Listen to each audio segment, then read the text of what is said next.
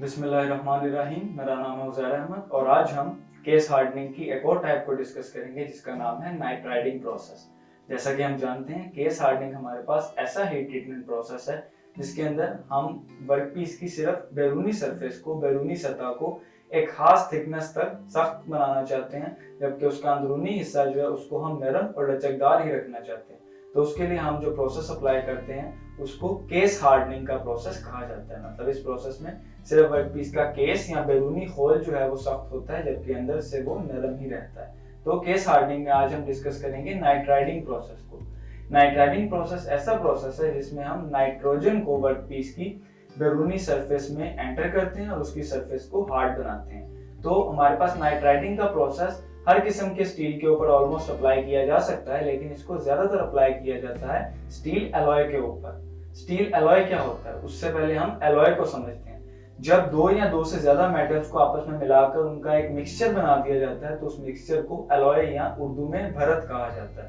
और जब स्टील के साथ हम किसी और मेटल को मिलाते हैं तो ऑब्वियसली उसको हम स्टील एलॉय बोलते हैं। मतलब स्टील एलॉय के अंदर हम स्टील के साथ एक या एक से ज्यादा मेटल्स को मिलाकर एक एलॉय बना देते हैं, एक भरत बना देते हैं। अब स्टील के साथ कौन कौन से मटेरियल्स को या मेटल्स को मिला के हम स्टील एलॉय बना सकते हैं, उनमें से चंद एक के नाम यहाँ पे आपको बताए गए हैं, जिनमें पहला हमारे पास है निकल, दूसरा क्रोमियम, इसी तरह विनीडियम, मोलिबेंडम एंड टाइटेनियम एक्सेट्रा। तो इसी तरह हमारे पास और भी बहुत से मटेरियल्स हैं जिनको स्टील के साथ मिला के स्टील एलॉय बनाया जा सकता है। तो स्टील एलॉयज के ऊपर ज्यादातर नाइट राइडिंग का प्रोसेस अप्लाई होता है। यहाँ पे एक और बात आप जहन में रखिए कि नाइट राइडिंग के प्रोसेस से हमें जो वर्कपीस हासिल होता है उसकी सरफेस ज्यादा हार्ड होती है as compare to carbonising process. मतलब जब हम वर्कपीस की बैरूनी सतह में कार्बन एंटर करके केस हार्डनिंग का प्रोसेस करते हैं तो उसकी सरफेस निस्बतन कम हार्ड होती है नाइट राइडिंग के प्रोसेस से, जबकि नाइट राइडिंग से हम जो वर्कपीस बनाते हैं उसकी सरफेस ज्यादा हार्ड होती है कार्बोनाइजिंग के प्रोसेस से। मतलब नाइट राइडिंग से हमें ज्यादा सरफेस हार्डनिंग हासिल होती है, ज्यादा सरफेस हार्डनेस हमें मिलती है। तो नाइट राइडिंग का प्रोसेस किस तरह से किया जाता है हम उस चीज को समझते हैं। नाइट राइडिंग के प्रोसेस के लिए एक फर्नेस हम यूज करते हैं और इस फर्नेस को मफल फर्नेस कहा जाता है।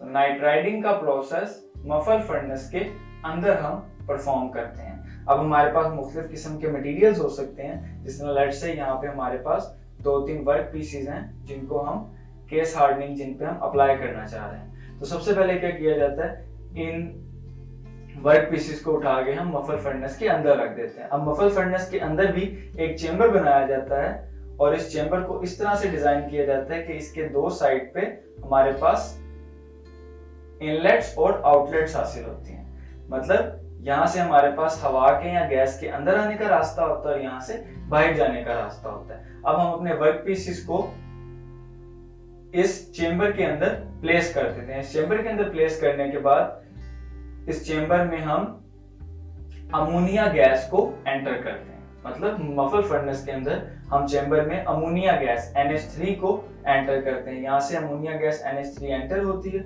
और यहाँ से एग्जिट होती है। अब एंटर और एग्जिट होने के दौरान क्या होता है, हम अमोनिया गैस को गुजारते हैं और साथ ही हम अपने इस चेंबर को, अपनी इस फर्नेस को हीट अप करना शुरू करते हैं। तो हीट अप करने के लिए इस फर्नेस का टेम्परेचर जो है वो 480 डिग्री सेल्सियस से लेके 650 डिग्री सेल्सियस तक रखा जाता है। मतलब आप ये कह सकते हैं कि क्रिटिकल टेम्परेचर, जो लोअर क्रिटिकल टेम्परेचर है स्टील से, उससे कम दर्जा हरारत रखा जाता है इस फर्नेस का। तो ये एक टेम्परेचर रेंज है जो हम अप्लाई करते हैं नाइट राइडिंग के प्रोसेस के दौरान। और ये तरीकाकार है, एक मफल फर्नेस ली जाती है, उसके अंदर एक चेंबर में हम वर्क पीसेस को रख के अमोनिया गैस को एंटर करते हैं और साथ ही साथ फर्नेस को हीट करना शुरू कर देते हैं। अब जैसे अमोनिया गैस यहाँ से गुजरती है और वर्क पीसेस के ऊपर से फ्लो करती है तो हीट अप होने की वजह से अमोनिया गैस टूटती है और यहाँ से हमारे पास नाइट्रोजन और हाइड्रोजन के एटम्स अलग अलग हो जाते हैं। और जो नाइट्रोजन है वो वर्कपीस की बैरूनी सरफेस के अंदर एंटर होके उसकी सरफेस को ज्यादा हार्ड बनाना शुरू कर देती है, उसकी सरफेस को हार्ड करना शुरू कर देती है। तो ये हमारे पास टेम्परेचर रेंज है 480 से 650 डिग्री सेल्सियस तक। और नाइट्रोजन गैस हम एंटर करते हैं, अमोनिया गैस हम एंटर करते हैं और अमोनिया गैस को जब हीट अप किया जाता है तो वो ब्रेक डाउन हो जाती है नाइट्रोजन में और हाइड्रोजन में। तो हाइड्रोजन गैस एस्केप कर जाती है हमारी जो चेंबर है उसमें से बाहर, जबकि जो नाइट्रोजन है वो वर्कपीस के सरफेस में एंटर होकर उसको हार्ड बना देती है।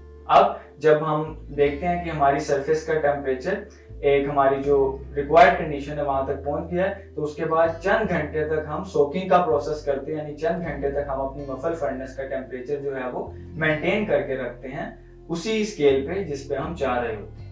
चंद घंटे के बाद जब टेम्परेचर मेंटेन हो जाता है, हमारा सोकिंग का टाइम पूरा हो जाता है, उसके बाद फर्नेस को ऑफ कर दिया जाता है और वर्क पीसेस को फर्नेस के अंदर ही ठंडा होने के लिए छोड़ दिया जाता है। और जब उनका टेम्परेचर एक लोअर कंडीशन तक आ जाता है जहाँ पे उनको फर्नेस में से बाहर निकालना और उनको चेक करना सेफ होता है, तब उनको बाहर निकाल के चेक कर लिया जाता है और उनकी सरफेस हार्डनिंग का अंदाजा लगा लिया जाता है। जिस तरह मैं पहले बता चुका हूँ कि हमारे पास नाइट राइडिंग से जो सरफेस हार्डनिंग हासिल होती है वो ज्यादा बेहतर होती है कार्बोनाइजिंग से, एज इन सेंस के हमारे पास नाइट राइडिंग से जो वर्कपीस हम जिसकी सरफेस हार्डनिंग करते हैं उसकी सरफेस ज्यादा हार्ड होती है as compare to carbonising process. तो हमारे पास ये एक कंप्लीट प्रोसीजर था जिसके जरिए हम नाइट राइडिंग का प्रोसेस अप्लाई करते हैं अपने वर्क पीसेस पे। अब ये किस किस्म के वर्क पीसेस के ऊपर हम नाइट राइडिंग का प्रोसेस अप्लाई कर सकते हैं? तो नाइट राइडिंग का प्रोसेस हम अप्लाई करते हैं मुख्तलिफ किस्म के वर्क पीसेस के ऊपर। यहाँ में से उनमें से चंद जो है वो यहाँ पे हम बयान करते हैं। इसमें आपकी कैम शाफ्ट्स हो सकती हैं, क्रैंक शाफ्ट्स हो सकती हैं,